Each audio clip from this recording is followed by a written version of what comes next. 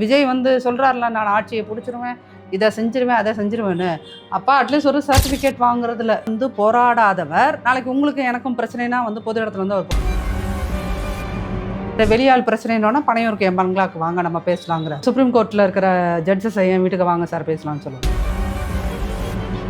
Nurses போராடிட்டு இருக்காங்க, இந்த பக்கம் தூய்மை பணியாளர்கள் போராடிப்பாங்க, அந்த பக்கம் இடைநிலை ஆசிரியர்கள் அதை நமக்கு விட்டுட்டு இப்போ பராசக்தி வந்து அது 3 கோடி வியூஸ் போனால் என்ன? இந்த மீடியாவுக்கு உங்களுக்கெல்லாம் உண்மை மோசமாக திட்ட தோணுது. உங்களுக்கெல்லாம் வேலை இல்லைன்னா நீங்கள் என்ன திமுகக்காக நான் பேசுகிறேன்னு சொல்லிட்டு அங்கே சபரி சென்டர் லட்ச லட்சமாக காசு வாங்கிட்டு இங்கே மீடியாவில் வந்து உட்காந்து பேசிகிட்டு இருக்காங்க பார்த்தீங்களா? அந்த வீணாக போன வீணர்களின் நீங்கள் கொடுத்த வாக்குறதே நீ நிறைவேற்றுன்னு வந்து ஒருத்தன் 3 மாதமாக 100 நாளைக்கு மேலே போராடிக்கிட்டு இருக்கான். இதுக்கு மேலே என்ன பண்ண முடியும்? சாக்கடைக்குள்ளே இறங்கி போராடுறான். இவர்கள் பாசிசம்னு சொல்கிற பாஜக மாநிலங்களில் கூட நடக்கல. அப்போது பாசிசத்தில் நீங்கள் பெரிய பாஜகவை விடவும் பெரிய பாசிசமாக திமுக பல.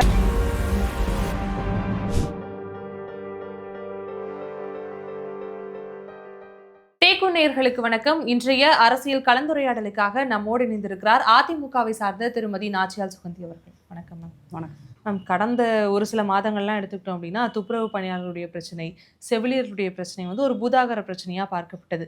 ஆனால் கடந்த சில தினங்களாக எடுத்துக்கிட்டோம் அப்படின்னா ஜனநாயகனுடைய பிரச்சனை தான் வந்து நாடு முழுவதும் பரபரப்பாக பேசப்படுது.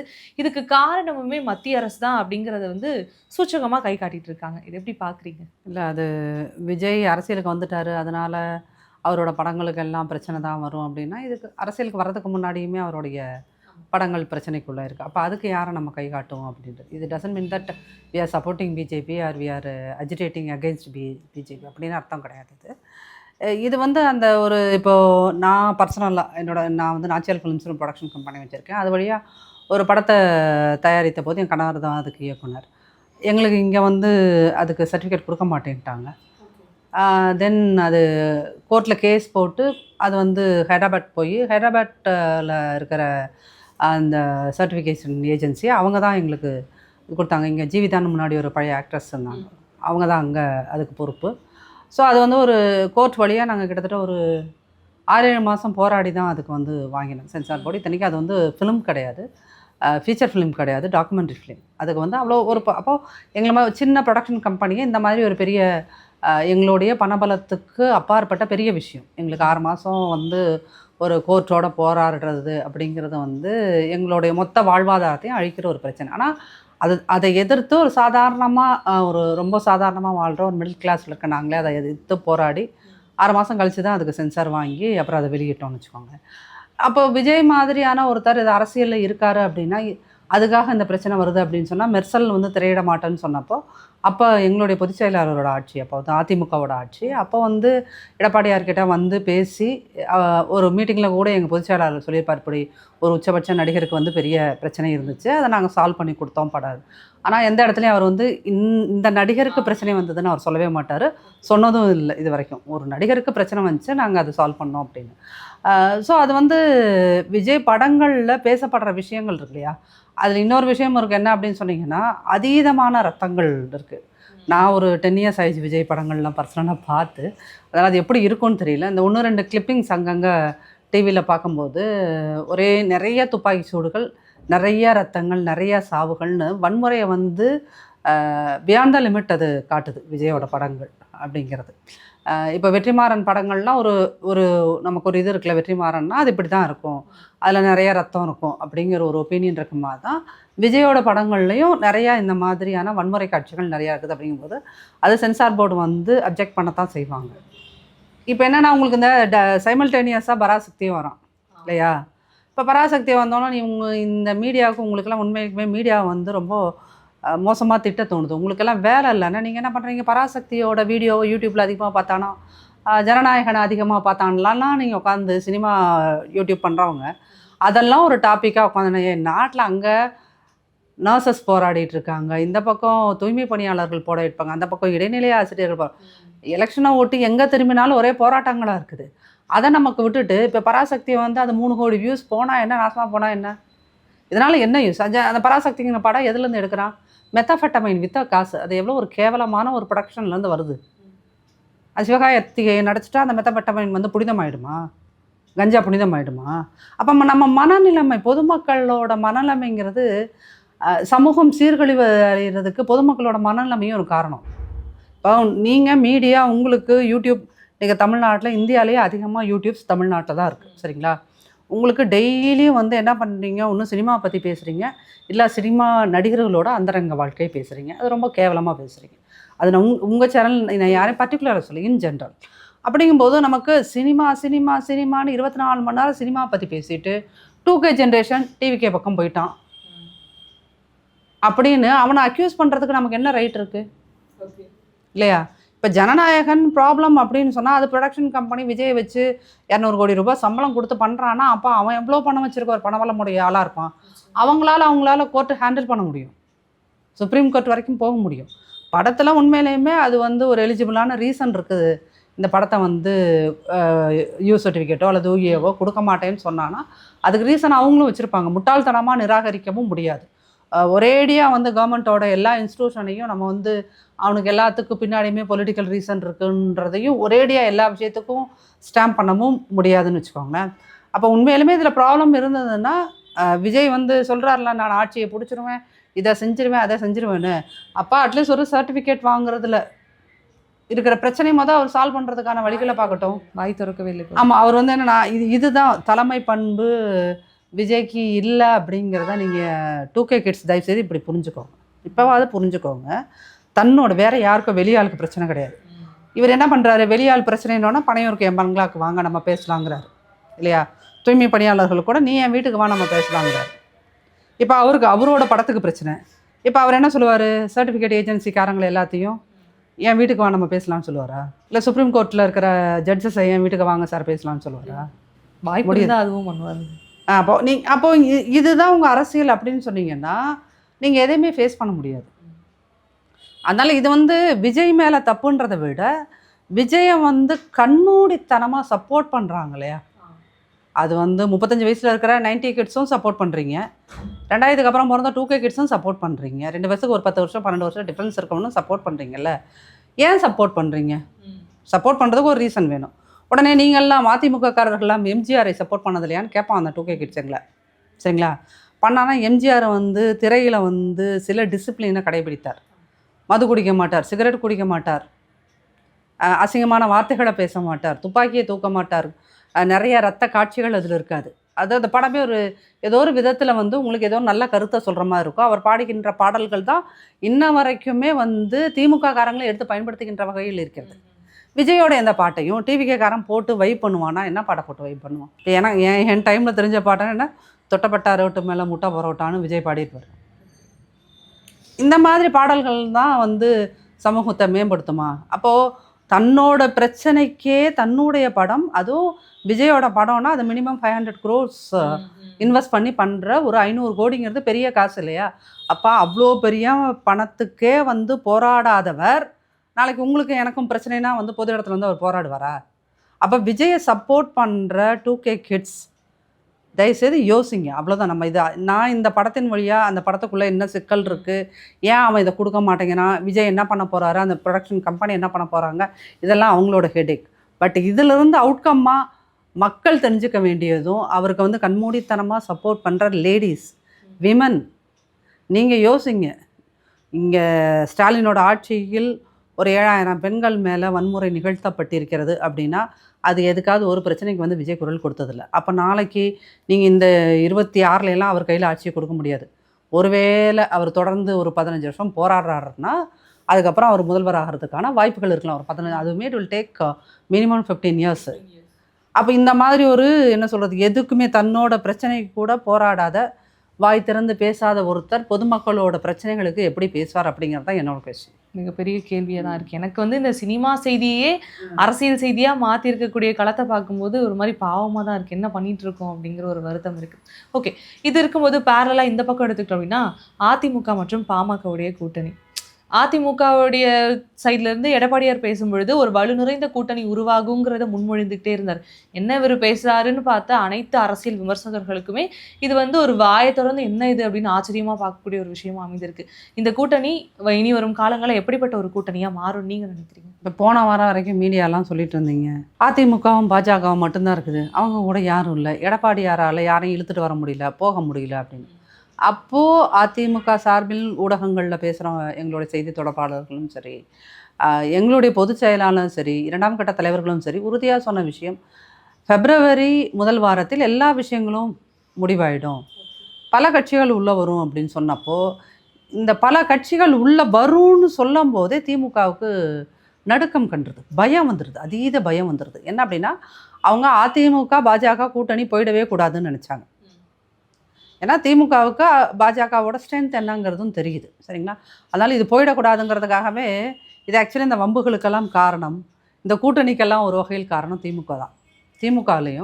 திமுகவில் அந்த திமுகக்காக நான் பேசுகிறேன்னு சொல்லிட்டு அங்கே சபரிசன்ட்ட லட்ச லட்சமாக காசு வாங்கிட்டு இங்கே மீடியாவில் உட்காந்து பேசிகிட்டு இருக்கான் பார்த்தீங்களா, அந்த வீணாக போன வீணர்களின் வாய் தான் இதற்கு காரணம், மிக முக்கிய காரணம்.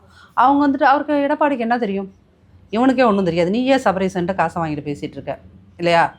அப்போ நீ இங்கே அவருக்கு என்ன தெரியும், எடப்பாடியாருக்கு என்ன தெரியும், அவருக்கு என்ன தெரியும், இவருக்கு என்ன தெரியும், அதிமுக 3ஆக பிளந்து விட்டது, 4ஆக பிறந்து விட்டது, இனிமேல் அந்த கட்சி உயிர் பிழைப்பதற்கே வாய்ப்பு இல்லை அப்படின்னு பேசுகிற அந்த வாய்கள் தான் இது ஏத்தாப்பில் இருக்கணும். என்னென்னா கொம்பு சீவி விட்டுட்டே இருக்கிறது. அப்போ தெரிஞ்சோ தெரியாமலையோ தொண்டர்கள், அதிமுக தொண்டர்கள் அந்த ஒரு நம்பிக்கையை இழக்காமல் இருக்கணும்னா கட்சி தலைமை மிக சீக்கிரமாக ஏதாவது ஒரு முடிவை அடுத்தடுத்து எடுத்தாகணுங்கிற ஒரு ப்ரெஷர் எங்கள் மேலே விழுந்துகிட்டே இருக்குது.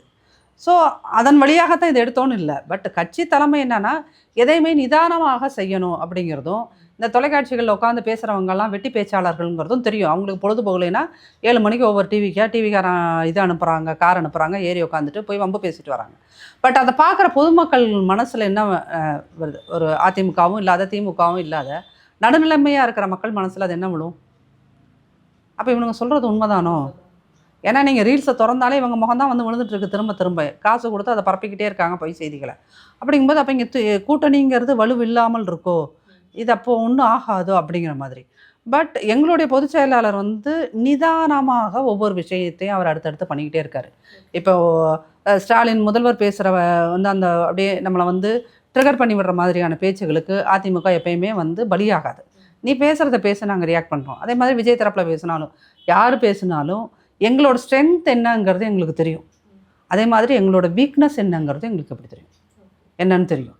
எங்கள் ஸ்ட்ரென்த்தை வச்சு எங்கள் வீக்னஸை நாங்கள் எப்படி கடந்து போகிறதுங்கிறதும் எங்களுக்கு தெரியும். அப்படிங்கும்போது தான் அதிமுக பாஜக கூட்டணி. ஆமாம், நீங்கள் அந்த கூட்டணி போயிடக்கூடாதுன்னு ஒவ்வொரு திமுககாரர்களும் பயந்த போது அது நடந்துச்சு. நடந்தோன்னா நீங்கள் பாசிசம் நீங்கள். அப்போ அதைத்தான் எங்களுடைய பொதுச் செயலாளர் பல மேடைகளில் கேட்டார், அப்பா நான் இன்னைக்கு கூட்டணி சேர்ந்தேன், அது பாசிசங்கிற, நீ 8 வருஷம் அவங்களோட கூட்டணியில் இருந்த, சரிங்களா? அதில் கேபினெட் மினிஸ்டராக வாழா அத்தனை பேர் தான் நீ வச்சுருந்த, அவ்வளோ சம்பாதிச்சிங்கல்ல, அப்போ உங்களுக்கு அது பாசிசம் பாயாசம்லாம் தெரியலையாப்பான்னு அண்ணன் கேட்குறாரு. அப்போ அதுக்கு பதில் சொல்ல முடியல. அப்புறம் அடுத்த இடம் சொன்னாங்க, நீங்கள் 2 பேர் மட்டும் தானே இருக்கீங்க, உங்கள் கூட யாருமே இல்லையே, அவங்க தேமுதிக போயிட்டாங்களே, பாமக உள்ளே வருவாங்களான்னு தெரியாது. இப்போ பாமக உள்ளே வந்துருச்சு, அடுத்து தேமுதிகவும் உள்ளே வந்துடும். இவங்க யாரெல்லாம் பார்த்து இவங்க வராத மாட்டாங்க, அவங்க வர மாட்டாங்க, இவங்களுக்கு அப்படி அவங்களுக்கு அப்படின்னு சொல்கிறாங்களே, தேமுதிக உள்ளே வரும், பாமக உள்ளே வரும். ஆல்ரெடி வாசனிங்க கூட தான் இருக்கார், சரிங்களா?